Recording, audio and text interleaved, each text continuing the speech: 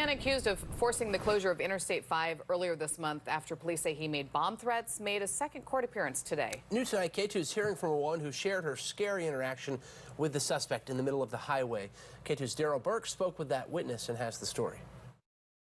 I felt very threatened, very scared. For this woman, it was an ordinary Saturday traveling southbound on I-5 before encountering the unthinkable. It was just shocking to see somebody in the middle of the freeway. Out of concern for her safety, she did not want to identify herself, but she's the person who took this photo of 38-year-old Alexander Wick, seen here in the middle of the highway. As I slowed down and came to a stop and realized that he wasn't a construction worker, I was terrified. The woman says Wick threw cones and boards with nails into traffic near the Northeast Failing Street pedestrian bridge, forcing drivers to stop.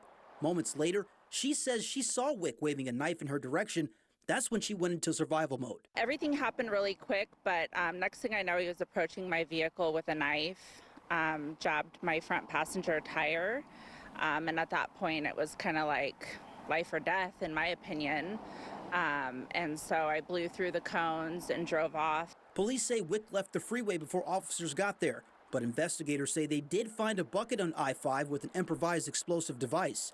Just days later, everyone inside needs to come out of the front door now with your hands above your head.